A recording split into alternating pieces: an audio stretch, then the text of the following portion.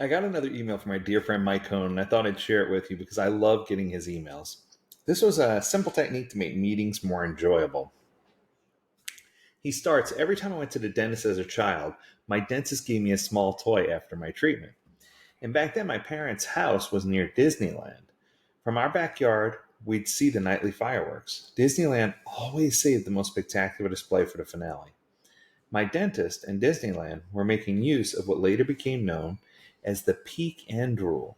This rule says that we judge and recall experiences based on how we felt at the peak and at the end. My dentist was giving me a more favorable impression by giving me the toy at the end. If he gave me the toy at the start, it would not have had the same impact. Disney was going for the double whammy of placing the peak experience at the end. Let's pause there. I can tell you right now, this is 100% true. This is something that Disney lives by as far as the experience, whether it's the experience on attraction, whether it's the experience of fireworks, everything they do, they try to make it peak at the end. So let's continue.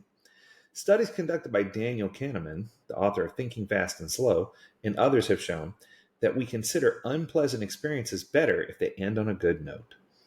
The end doesn't have to be great. It just needs to be better than what preceded it. And that is true too. I know this for all the movie making.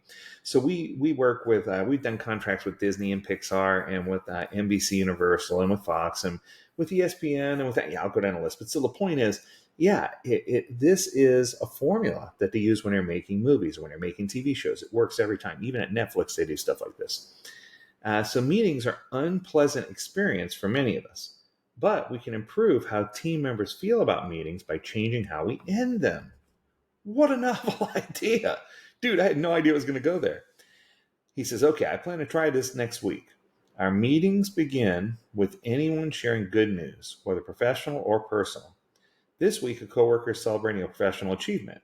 Next week is another's last before they take maternity leave. The simple sharing of good news is the highlight of the meeting for me.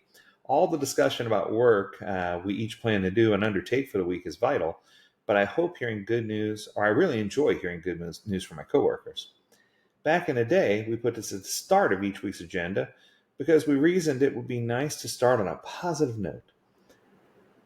Do you predict we'll be better served by sharing the good news at the end?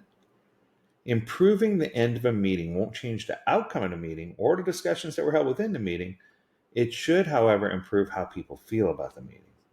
So making meetings more enjoyable, or at least less unpleasant, will help your team succeed with Agile. Mike, that's gold. I can tell you right now, this is pure gold. You're absolutely 100% right. One of the things that I see is organizations who are just grind with meetings. It never ever works out. You need to have an organization that understands that the purpose of the meeting is important, but that if you're not ending on a high note, if you're not ending on a good note, a lot of times I'll do that. I'll do the Oprah Aha retrospective and I'll say, okay, so tell me one takeaway you got from this meeting. Tell me one thing that impacted you. And I'll let everybody just say one short thing. And what I can tell you is people are like, oh yeah, that impacted me too. Or they'll say something nice about a coworker. Or a lot of times I'll end with kudos. Is there anyone we need to give kudos to for helping us be successful this last sprint? And what I can tell you is those little techniques are going to be huge and have a huge outcome based on how you preserve and run Agile inside of your organization. That's going to do it for today. We're going to keep it short and sweet. I hope you enjoyed this episode. If you have a comment you want us to talk about or a topic you want us to talk about, learn more at agiledad.com. And Mike Cohn, you're amazing as always. We encourage you to stay healthy, stay well, and stay agile, my friends. Until next time, do take care.